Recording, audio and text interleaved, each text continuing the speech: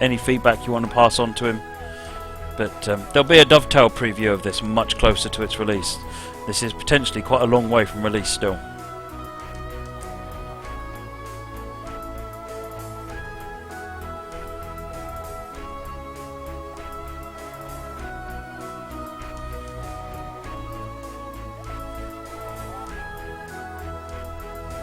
Ninja Joker has just donated £100. Thank you, Ninja Joker.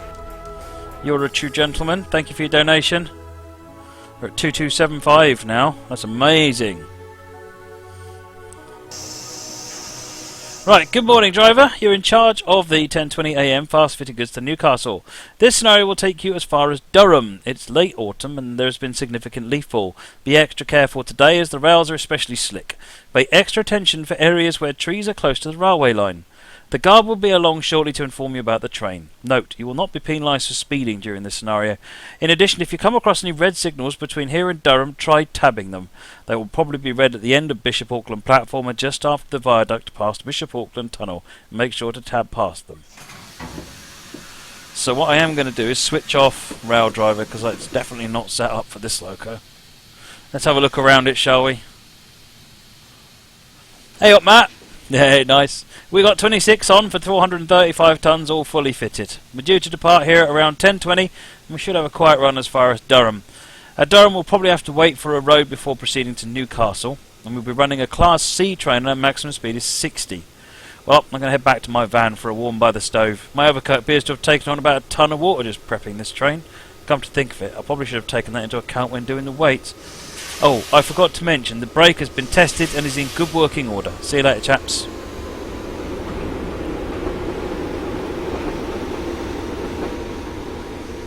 Oh, look at this. Look at this. Well, he's in a cheerful mood somehow. I don't know anybody can be with this rain and that's been going on the last few days. Oh well. We have a nice solid roof over our heads with only a few leaks, a nice warm fire, an unlagged backhead and plenty of tea. What's to complain about? I think someone's getting creative in their story writing.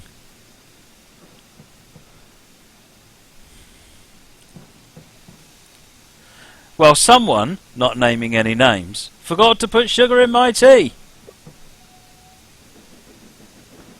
Bitter much? Well, there's always something, isn't there?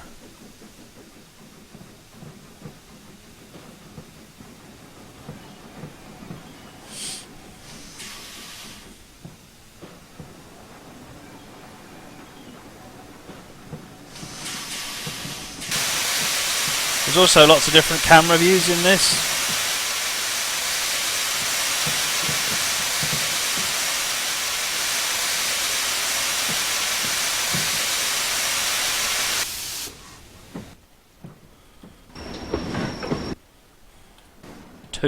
Two, that's what I'm looking for.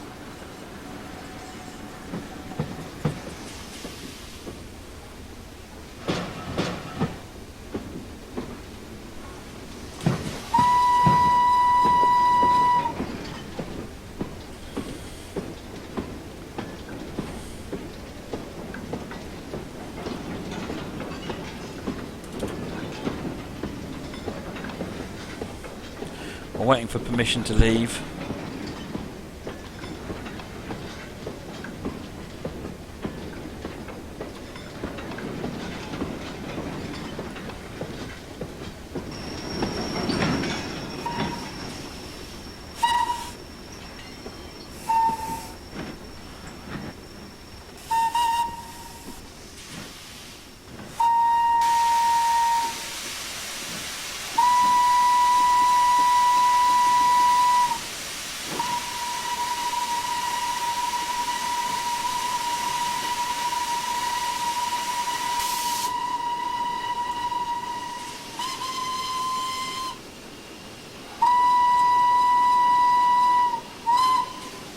Lots of whistles.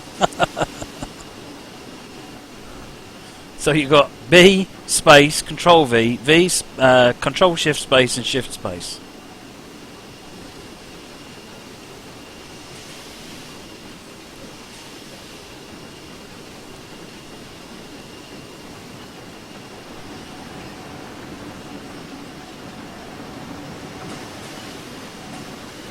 going to break it. Yeah, you're right. Oh, track IR isn't working. That's fabulous.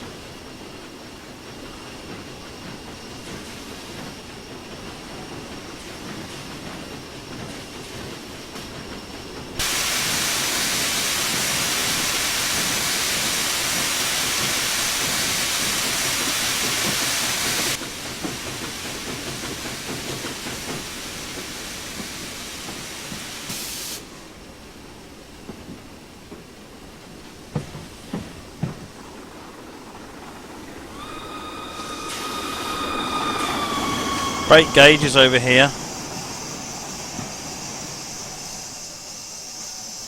I just missed a follow.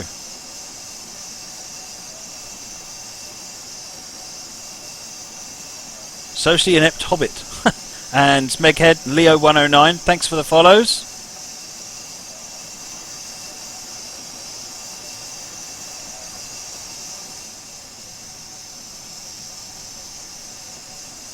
Alrighty, green lamp from the guard, right away.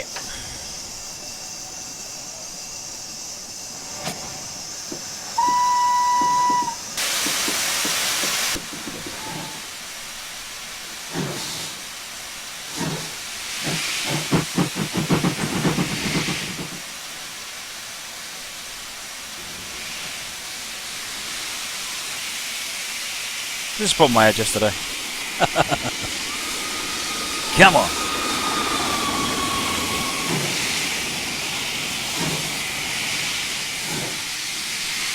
I missed another follow. DK Fire Sky, thank you for the follow. Green lamp waves slowly from side to side from the guard. Train is successfully underway. Fireman shines a white light back to the guard to acknowledge the signal.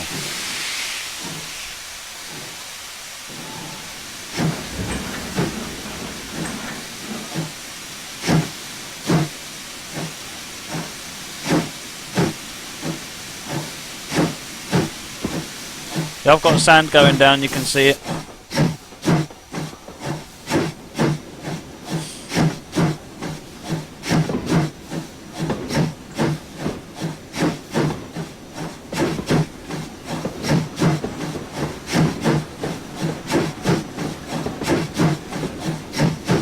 This is superb, isn't it?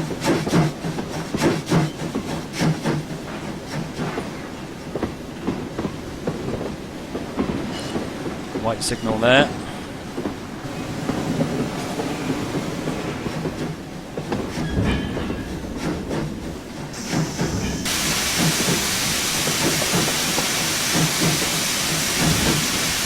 This loco doesn't really have a running step as such.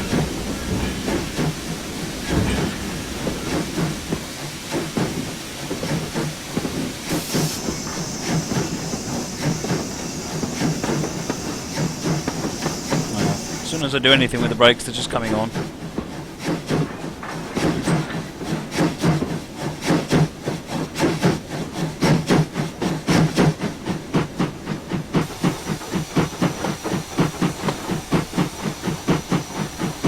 Looks like our signal's on.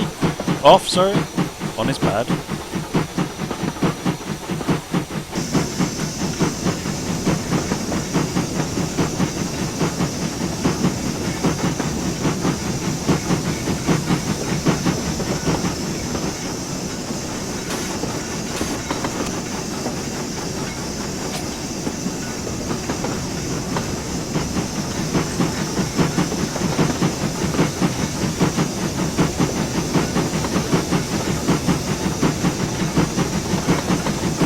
Oh, I never said it was an awful unfinished state, Medford Willow.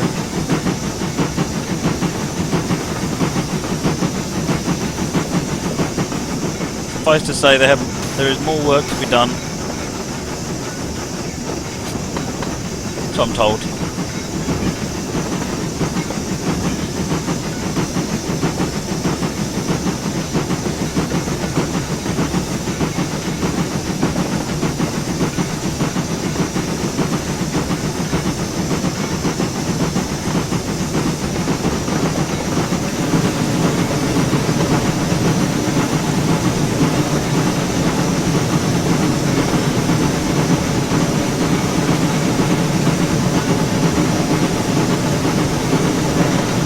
Oh, okay. I'm told that this train is too long to be able to have a running position on it.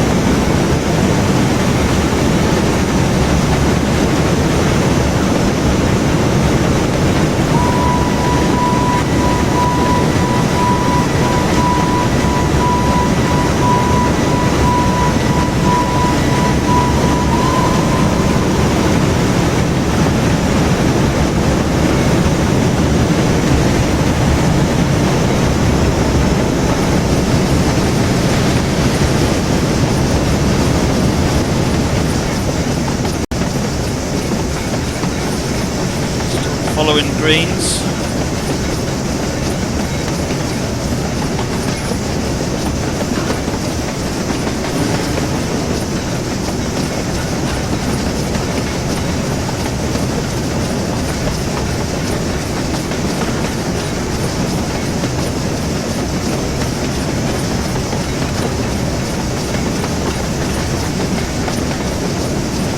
So it's got the same firing mechanism as on the Austerity.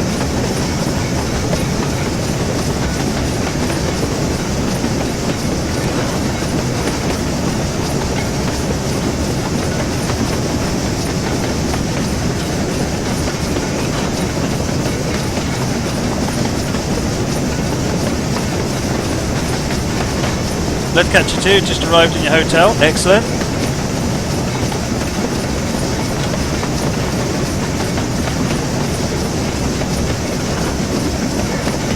Getting that fire mass built up.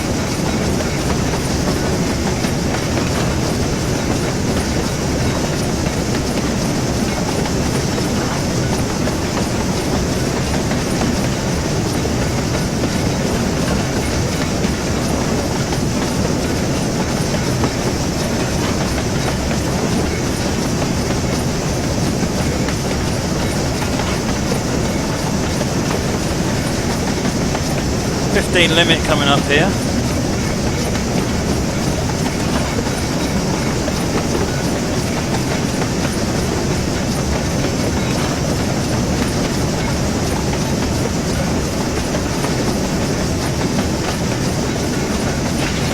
Shut that.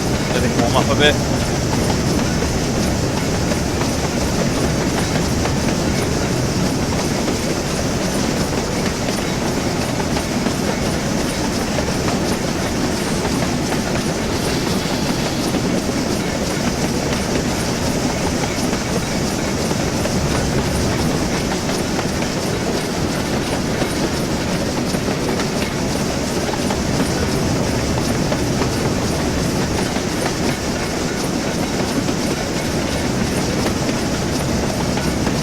We're not stopping at 15 then.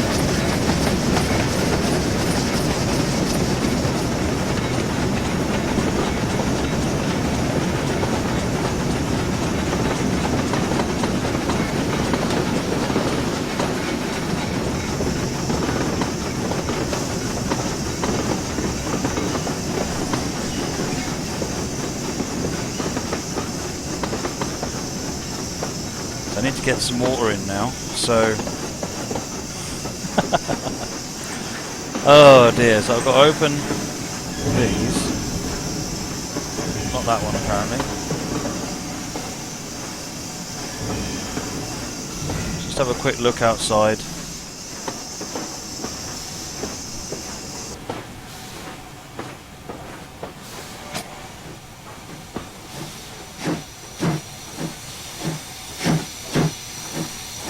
We need water in, but we need to keep an eye on the signals as well.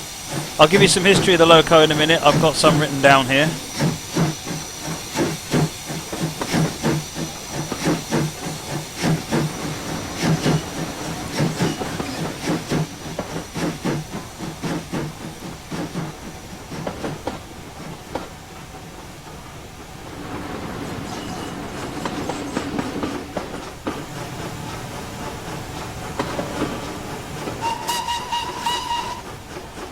Nice! When you hit tab. Right, so in the cab.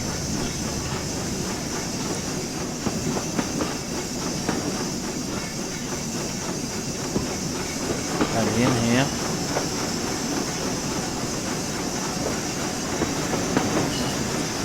Can't see anything in there. What are these? No tooltips on them. Ah! I'm trying to drive a trainer and I don't know what I'm doing here.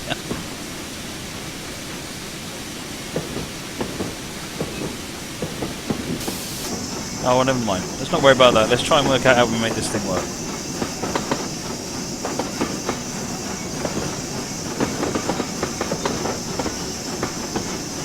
Oh, under the locker.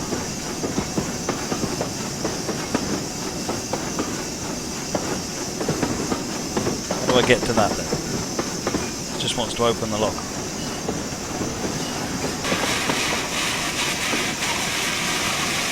Ah! I've done other things.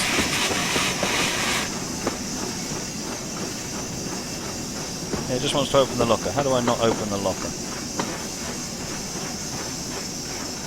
Every train I drive, apparently I don't know what I'm doing. Thank you, Mr. Traincar. Oh, Victor, sorry.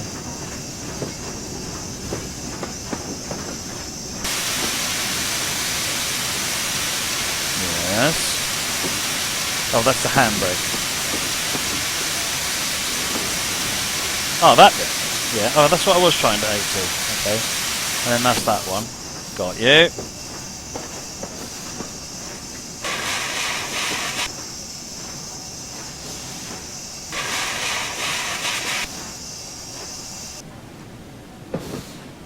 So we put water in now then.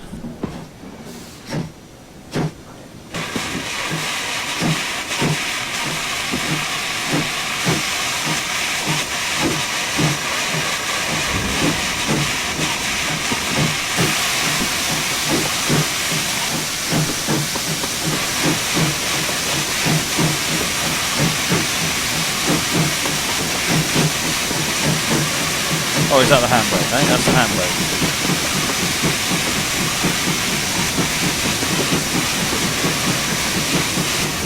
Small handle either side of a fire hole.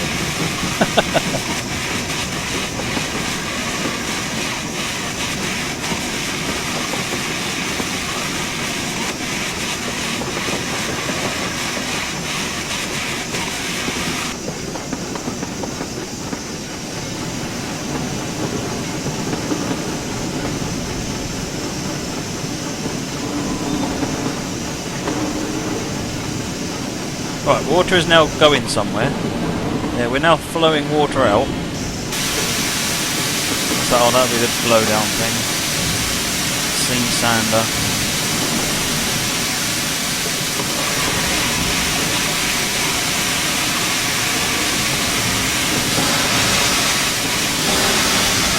Got it. We have water going in.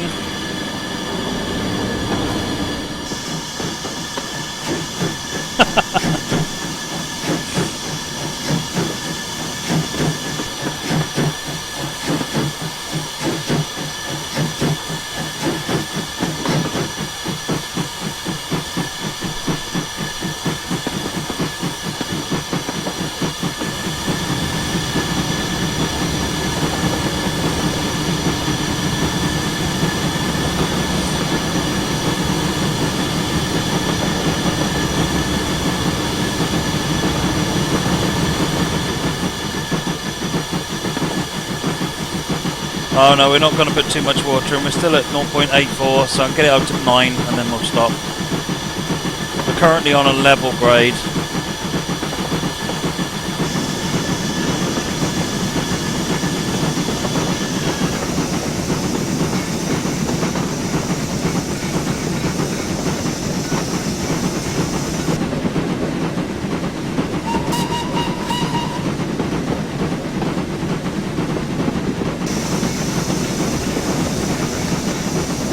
A and the D keys are backwards, and the W and the S keys are backwards, which makes life very, very difficult.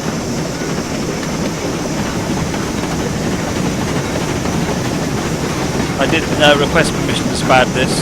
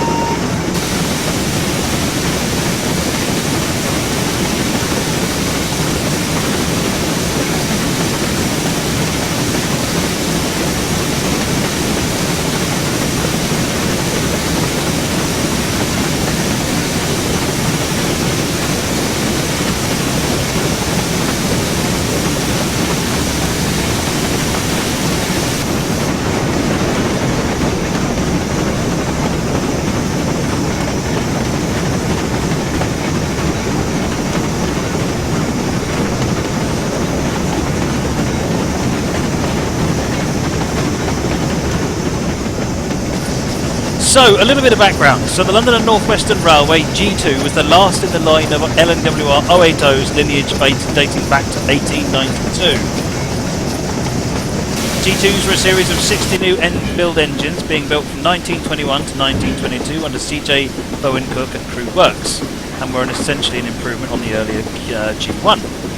They featured redesigned, strengthened, direct-acting joy valve gear, strengthened frames, large axle and axle boxes, and a higher boiler pressure of 175 psi over the G1's 160.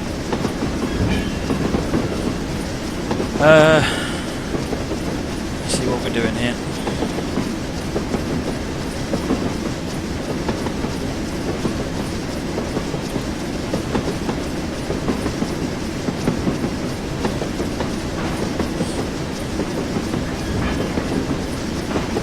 Combined, the G2, G1 and G2A class combined comprised around 502 members, making it the 6th largest class of locos to operate in the UK and the 4th largest of LMS classes. It's only beaten by back 5 4Fs and 8Fs. This somewhat means the LNWR G2s became something of a quasi-standard heavy freight engine class of the LMS, something that the higher-ups in LMS would begrudgingly admit.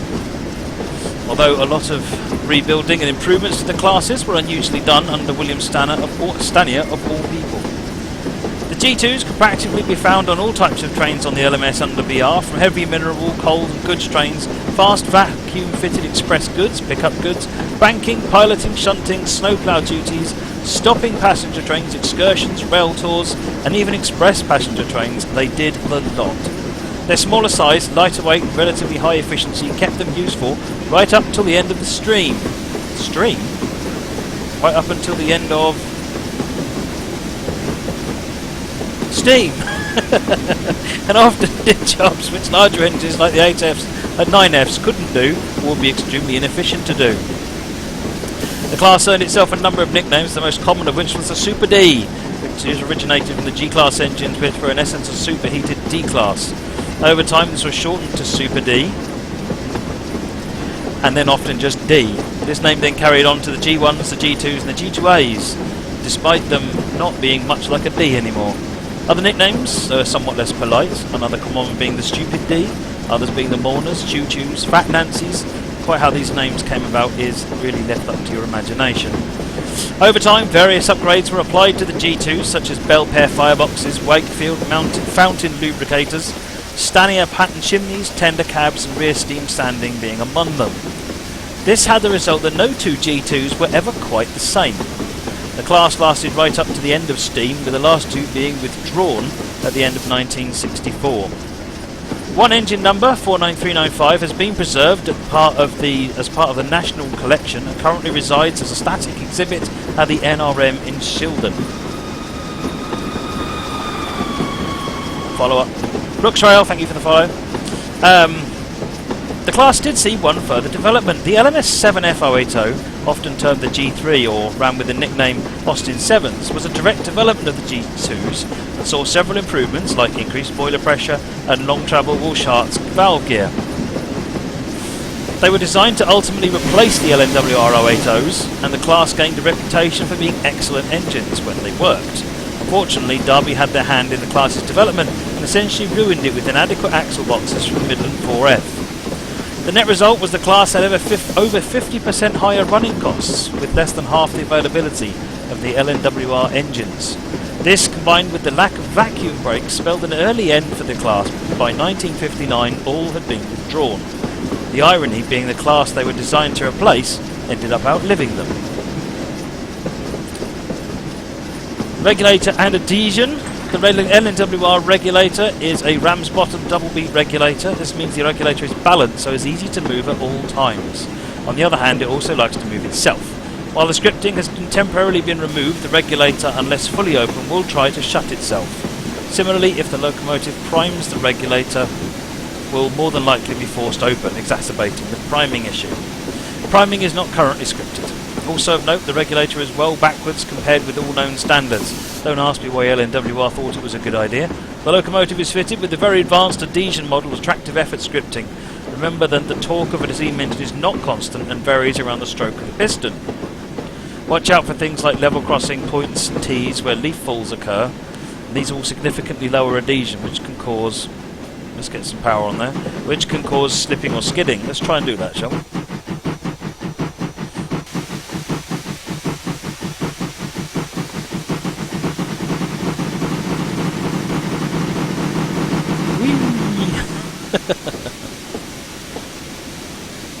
Breaking your engine head.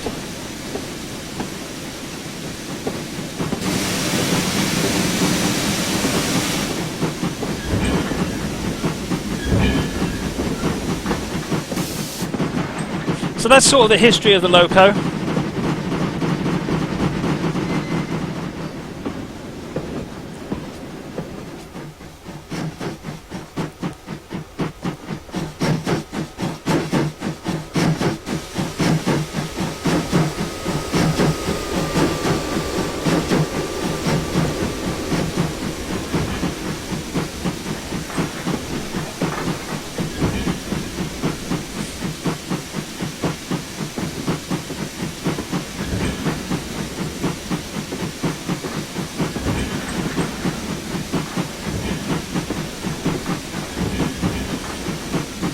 Going up a 1 in 100 at the moment.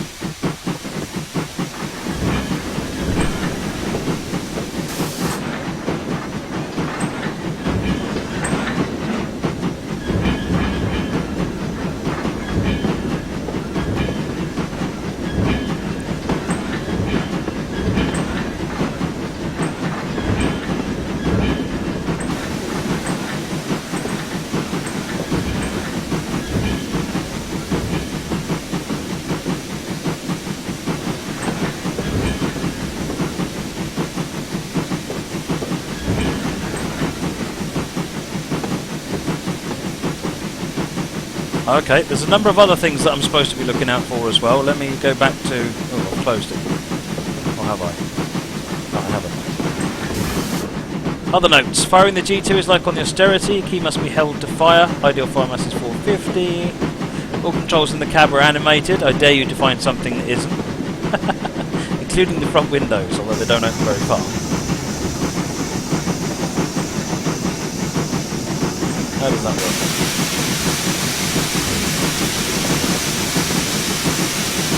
There you go. Coal doors, lockers and tender windows. Ha! In the exterior view, not many of the bits not normally animated are. Reverser and reversing rod and valve gear.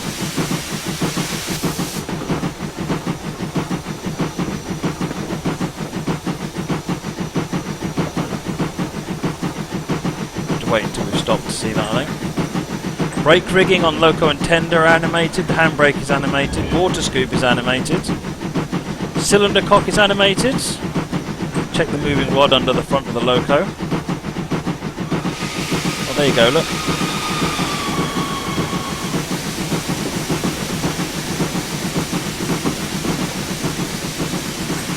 Sanding gear is animated, see the rodding above the front two sandboxes.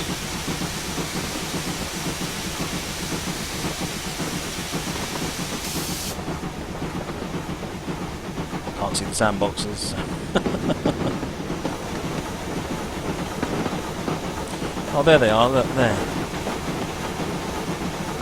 That's the sanding animation there. Smoke box door is open.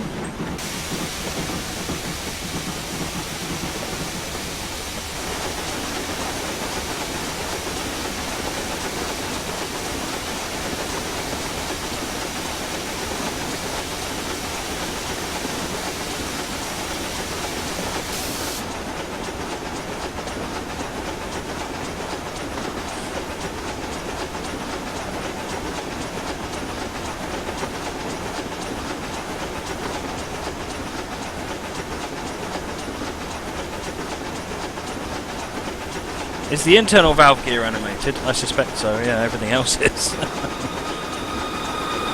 Just bolt up the smoke box. And several other gauges are animated even in the exterior view. Right, we're sealed up again.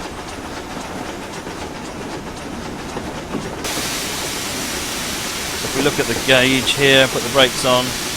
Yep, you can see the brake gauge even from the exterior view. Of course, I've put the brakes on when we're going up a hill. Yay me.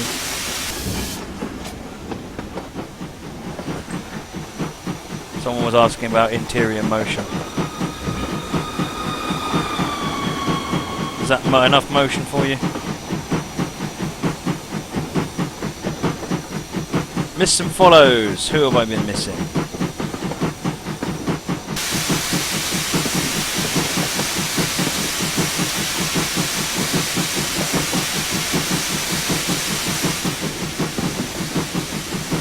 This is fantastic.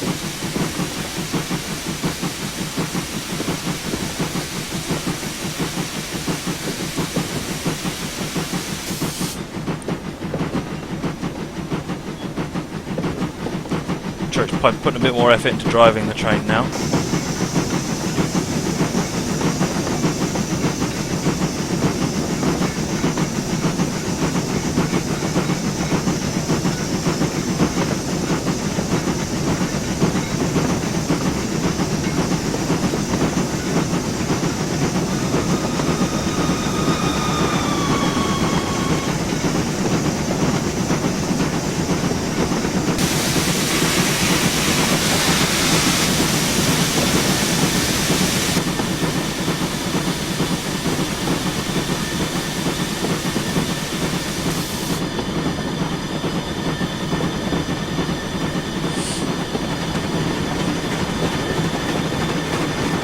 Four miles to the end.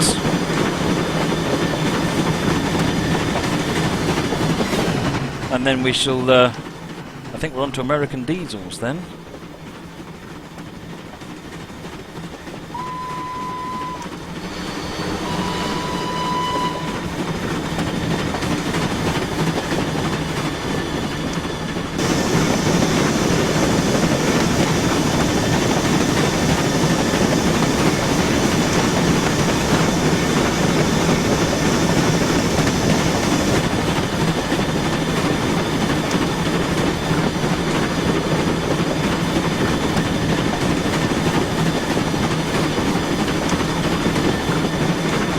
Tell you what, this is a work of art. This really is something special.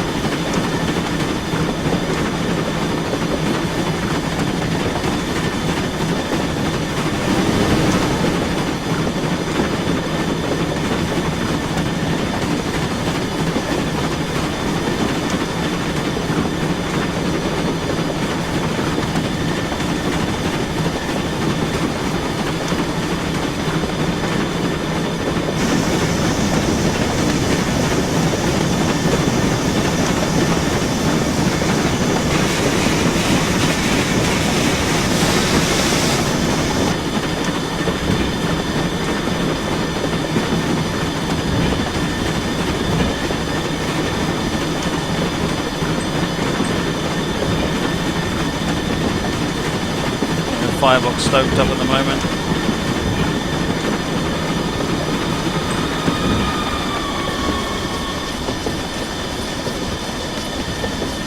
Will Class 66, thank you for the follow, much appreciated.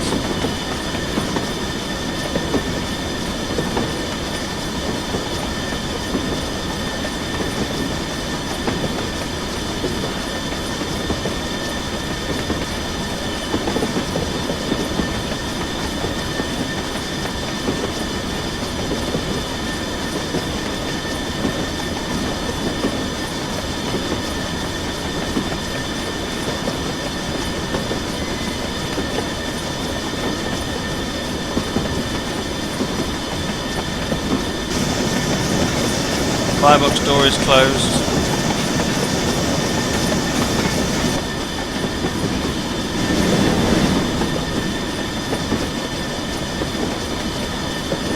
How are we doing? 2.8 miles. Not far now.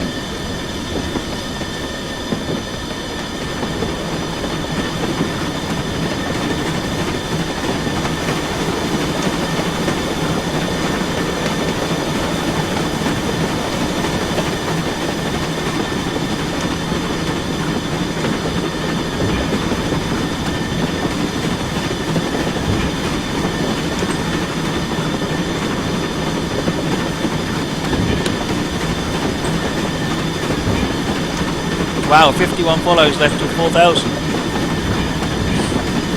22.75. 25 quid gets us to 2,300. Can we get to 2,300? Is it worth 5 giveaways at the end of this scenario?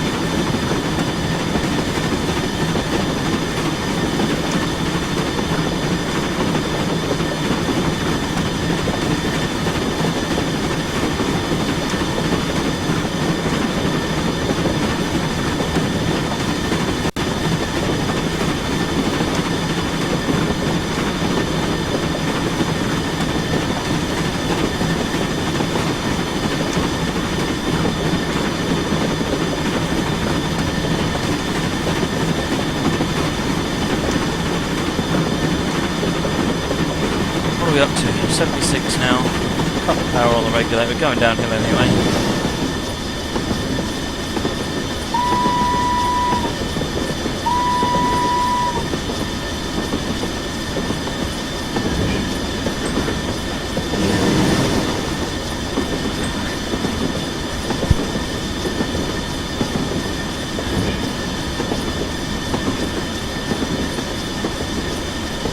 Speeding.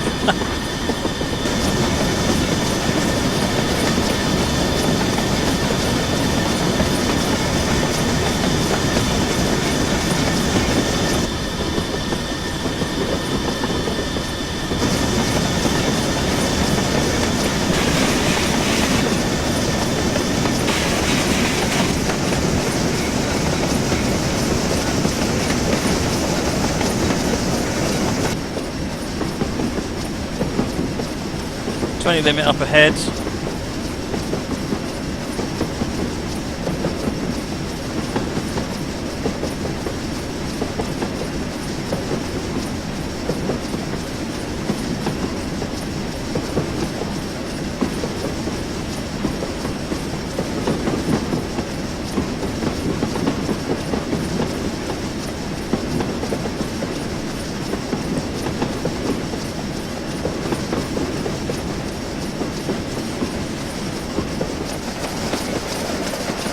Brakes are on at the moment as we're slowing down.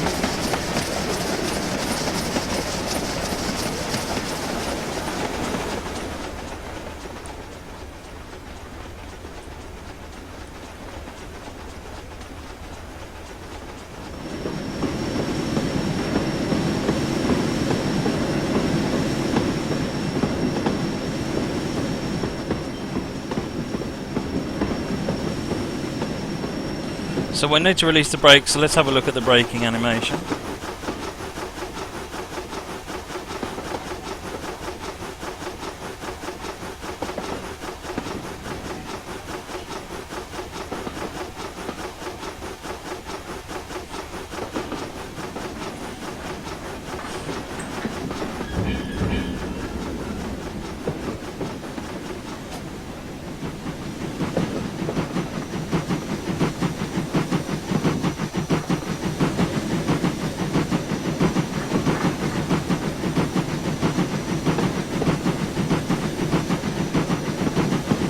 Oh, Phil, you're more than welcome to do a Nestlin route hype. More than welcome to. Victor, yes, I'm going to be running some German. We did Munich Augsburg earlier on.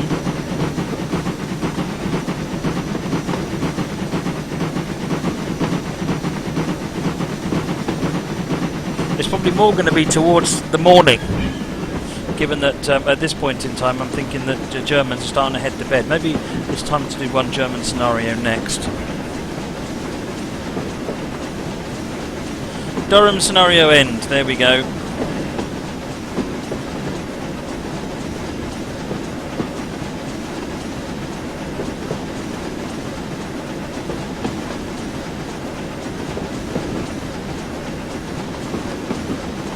We had 3 German scenarios, did we? Okay.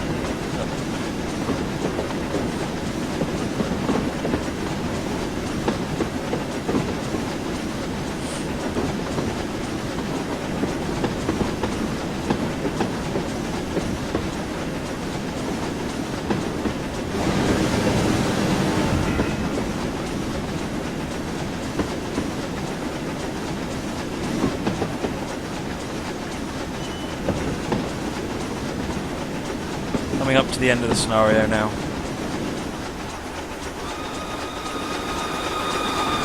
If you look, you can see the brakes are released.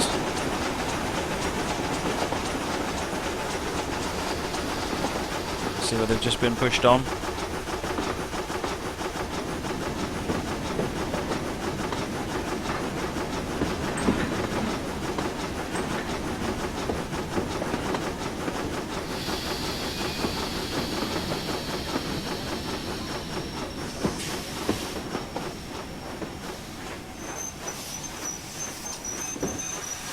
It's typical.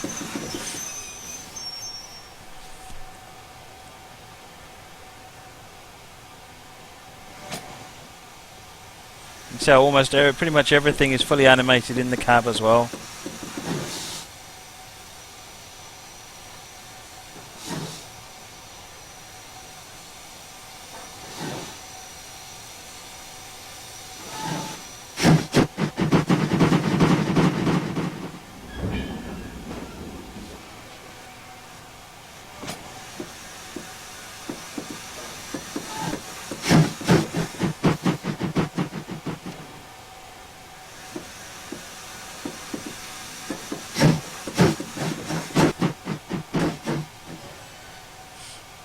Struggling to get it moving again now.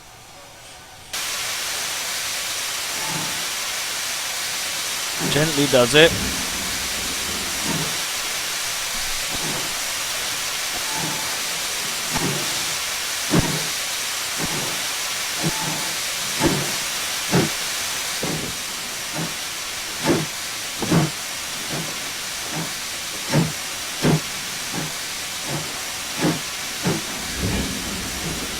Alright, we're on the marker.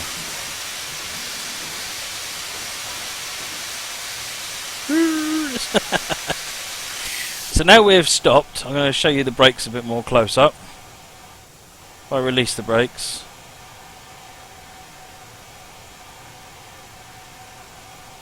And clamp these on, stop us rolling.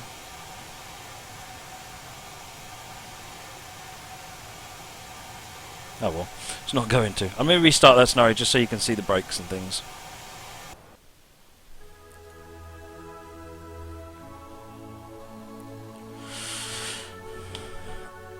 So that's the Super D G2A that's coming soon. At some point